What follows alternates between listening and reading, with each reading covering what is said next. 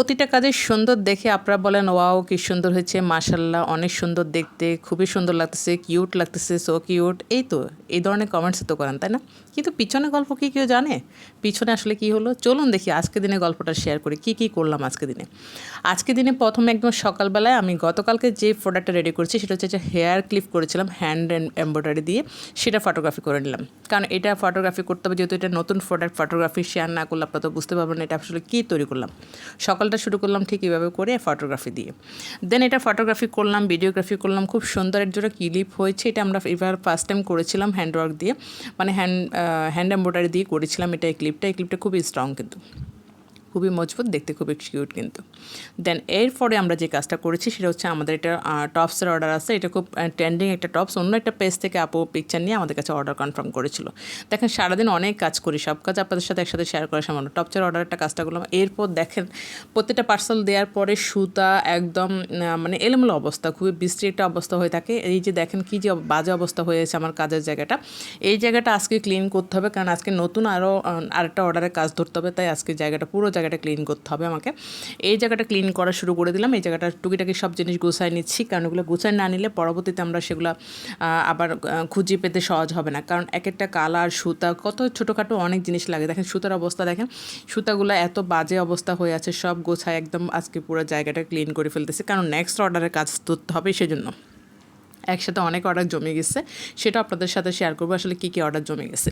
তো অর্ডারগুলো আপনার এখন অর্ডারের কাজগুলো হাতে নিতে গেলে দেখা সুতা আবার চেঞ্জিং আসবে, কারণ সুতার কালার চেঞ্জ হবে, আবার অন্য সুতা আসতে পারে। তাই আমরা এখন এই জায়গাটা পুরোটা ক্লিন করে নেবো, কারণ এখন নতুন অর্ডারের কাজ দেবো। তাই এই জায়গাটা পার্সেল দেওয়ার পরে জায়গাটা অবস্থা খুব খারাপ। এই যে দেখেন ছোটো ছোটো কত কিছু, এগুলো গুছিয়ে রাখতে হয়, না হলে এগুলো পায় না। বেশিরভাগ সময় এগুলো হারিয়ে যায়। ছোটো ছোটো এই যে পিনগুলো বা সুইগুলো বেশিরভাগ সময় আমার হারিয়ে যায়, এগুলো আমি খুঁজে পাই না।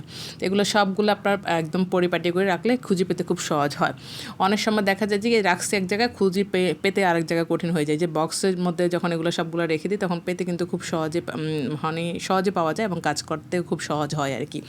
এই যে দেখেন সব কিছু কিন্তু গুছিয়ে একদম পরিপাটি করে রাখলে কাজটা খুব সুন্দরভাবে করতে সহজ হয়। এই যে দেখেন সুইয়ের অবস্থা, দেখেন কত সুই কত জায়গায় ছিটে আছে, কারণ এক একটা ইয়ার্নের জন্য সুইয়ের সাইজ এক রকম লাগে।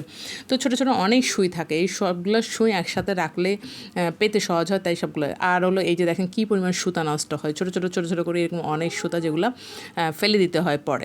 গুছিয়ে রাখার পর অবস্থাটা দেখেন। এখন দেখেন এখানে সবগুলো সুতা একদম সুন্দর করে গুছিয়ে রাখবো, যেগুলো এখন প্রয়োজন নেই, পরে প্রয়োজন হতে পারে, তাই এগুলো এক জায়গায় গুছিয়ে রাখতেছি। সুন্দর করে গুছিয়ে রাখলে এগুলো পরে কী কালার প্রয়োজন হয় সেটা আবার নিয়ে কাজ করা যাবে। ছোটোখাটো টুকিটাকি সব জিনিস এখানে একটা ডালার মধ্যে সব গুছিয়ে রাখলাম। দেন পরবর্তী প্রজেক্টের জন্য হাত দেবো, তাই এগুলো সব গুছিয়ে এক জায়গায় নিয়ে রাখতেছি। দেখেন কত রঙের ইয়ান লাগতেছে কাজ। আসলে দেখেন পিছনের গল্পগুলো কিন্তু তেমন কেউ জানে না। আমরা কিন্তু সবসময় দেখি সুন্দর একটা প্রোডাক্ট, কিন্তু পিছনে যে কী অবস্থা, কেমন অবস্থা সেটা কিন্তু কেউ বোঝে না। তো আজকে দিনে শুধু কাজটা দেখাচ্ছি। দেখেন এরপরে আমার যে কাজটা সেটা হচ্ছে এরপরে কাজে যাচ্ছে। এগুলো সব গোছানোর শেষ, এখানে ক্লিন করে ফেলতেছি সব কিছু।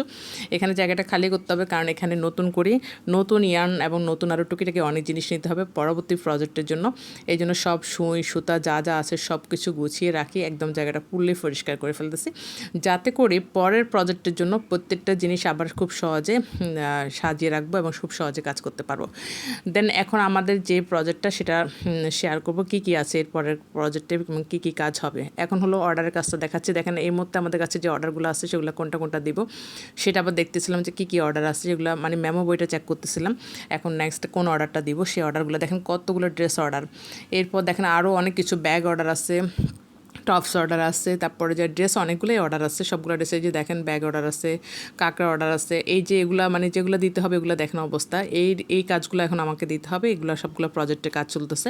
এখানে যারা অর্ডার করছে, এখন আমরা জুলাই মাসের জন্য তো কোনো অর্ডার নিচ্ছি না, সবগুলো এখন আগস্ট মাসের জন্য অর্ডার হচ্ছে। জুলাই মাসের অর্ডার কিন্তু ক্লোজ করে দিয়েছি আমরা। জুলাই মাসে এখন আমাদের যে কাজগুলো আছে সেগুলো সব জুলাই মাসের মধ্যে দিয়ে শেষ করতে হবে। পারবো কিনা আল্লাহ জানে, বলতে পারি না, আপনারা দোয়া করবেন। এরপর দেখেন আজকে ডেলিভার করবো এই ফটোগুলো দেখেন মাশাআল্লাহ, এটা তো কি বলবো, এটা দ্বিতীয়বার ডেলিভার করতেছি।